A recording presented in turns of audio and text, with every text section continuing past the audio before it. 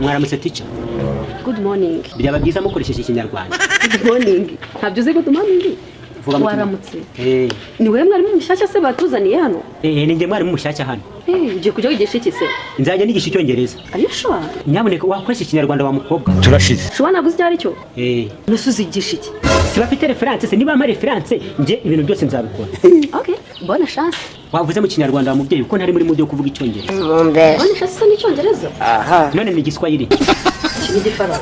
Ugakora ko ndakamenyeka n'umwandika ndagenda n'umwandika. Urajabiriye, urajagaraye. Si waje ngo waje ko mwarimu? Ndabona ko ugiye guhinduka uwo kwigishwa nawe ukiga. Oya ariko teacher niba bafite reference nge nzabifata vuba. Fata vuba wowe. Igihe gito ndabona nabifashe. Ndabona umwarimu usanzwe mpamwe. Okay, wow. That's good. Ako ko gasobanuye iki ngo nako nkandike. Akona no bazanye umunyakomedi nagari teacher. Oya nta bikaze rwose teacher. Nge ndabikora rwose. Niba bafite cyitwa reference. Ibyo zabimbaye. Okay, try your best. Ako ko gasobanuye iki ngo nako nkandike. Yewe mwarimu ushobora kumena umutwe reka nigende.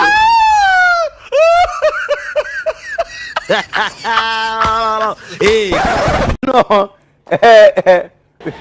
Ko gifite n'amabuno nzagitereta kiri. Wandaya.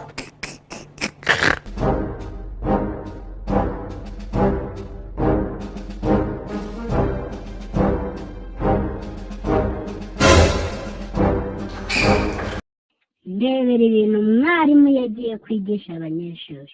Ese mwabantu mwe muri kumva ino video ari wowe uri umunyeshuri bino bintu wabyihanganira? Babinjujubita. Kama inga da. Muvuge mu kinyarwanda mw'abanyeshuri. Mwicare. Ninge nitwa Danizo. Ninge mwarimu uzajya ubigisha icyongereza. You are welcome teacher. Uvuze ngo? Ndavuze ngo you are welcome. Wavuze mu kinyarwanda wa mwana w'umuhungu. Ushaka kuvuga ko mwarimu w'icyongereza utazi ijambo welcome? Kabaye. Oya, ngewe ndakizi ahubwo nuko wasanga abanyeshuri muri kwiga nawe harimo abantu batazi iryo jambo. Sibyo ra? Turayizi. Ariko nta kibazo. Nagira rero ngo mbabwire CV yanjye. Ngewe ubundi nkuko mubona gutya ndesha gutya. Mfite imyaka 42. Nkunda kurya imvange. Ikindi ni umuntu utuje buriya nanga abantu bansakuriza. Sinkunda urusaku, sinkunda n'abanyeshuri bansakuriza. Ndi umuntu witurije udakunda abantu basakuza. Mbese ndi umunyamahoro. Nta kintu ntwaye, simvuga nabi, sinzi gutukana, sinzi gutongana. Ese ibintu byanjye ni sawa cyane.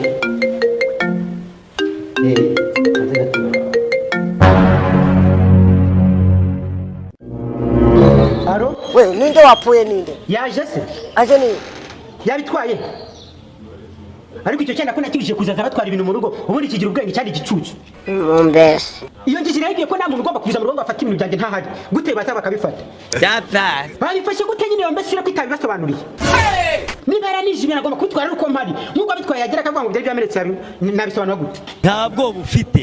Nta kintu na kimwe yasobanurira. Igicucu k'icyo cy'ubundi gitanga ibintu byanjye gute? Aha. None yaje saa 8 ko twabwiye saa 8 akaba azindutse muri iki gitondo aza kubitwara. Nkuko ngo ajate. Mushaka gutuma mvuga nabi muri iki gitondo mwebwe? Mushaka gutuma njye mvuga nabi muri iki gitondo? Aha. Mumbabaje gusa.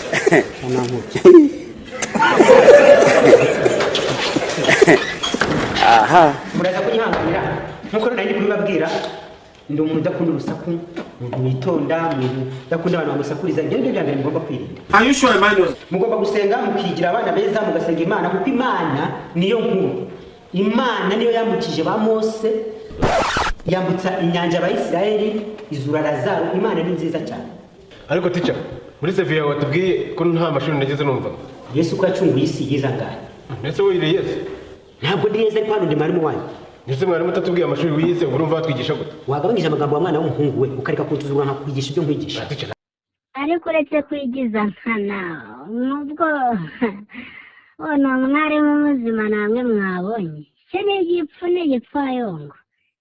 Ntabwo ndi kugusuzugura ariko ndi kukubwira ibyanyabyo iby'ukuri. Urarusha ubwenge abandi banyeshuri bari hano se tuza mbabwire. Abandi se niba batabyitayeho tuza.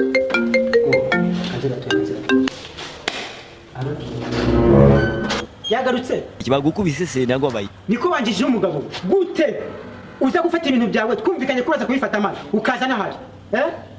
nakubwiye ni ndaba ndi kuri butike nimugoroba gute uza gufata ibintu nahari abantu nkumva ngo batesheje umutwe uri kwaza ibintu ko nakubwiye ngo uze kubifata mpari kucyuza ntahari nta kintu kimwe bansobanurira mbabarira umbwira impamvu zo gufata ibintu byawe nabyumvikanye kuri kudusakuriza ntabwo ubona ko ndi kwigira reka zo kwishuri tuzashivugana ariko wagabanyije umunabi wa mugabo kabanya gatuza nanjye zanye gatuza twahangana we hoya nje nakubwiye ngo ndaza guhangana nawe bavuye kuri furnisha ukavuga buhoro aha uri gutongana nandi ubundi wowe kuri kuvuga cyane wagira ngo uri kubwira abanyabugogo ntabwo ubona yuko ndi kwigisha uri kwigisha mu ishuri ndi kwigisha mu ishuri uri gusakuriza abana nta mva rwose watumenye umutwe wa mugabo uri gutongana nande teacher ihangana urabizi sinkunda urusaku ariko umugabo hari igihe bamvanze mu mutwe ubusazi bwanjye bwaranubwiwe nawe ubundi nditonda izo nafera ariko zo mu rugo wibizana hano ku ishuri uri kudusakuriza pe uri kudusakuriza teacher mwihangane rwose ntabwo birongeye kanje kwigisha ariko nk'ubwo mwakiruka yamacinya akava aho ngaho uruko ni atari indaya mwazanye kwigisha abanyeshuri aho ngaho ubona umwarimu muzima sawa utongera kudusakuriza mu ishuri aha nuvango nijye kubabwira niva mu itonda kwisi nijye kwitonda singa baza kuri zasi ngira gute ugomba kwira gusoza abanyeshuri musoke rero tujya gukorera hanze ndikubona ko imishasha nje gushuka turasohoka tukajya gukorera hanze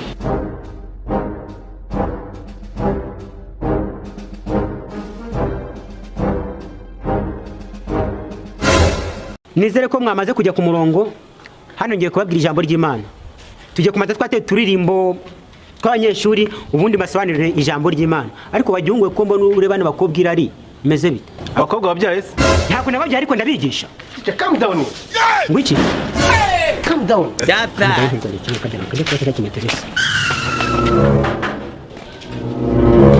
teacher aya ijambo ngo niba ari calm down bisobanura iki calm down teacher naguze calm down se wapi ariko mbwira njye kugira ngo waba kwirirwa kanyamanza nta kindi wakwigisha reka calm down bisobanura genda ubabwire yuko bivuze ngo nyine ca bugufi baravuga ati ngo cisha make urasera haleluya amen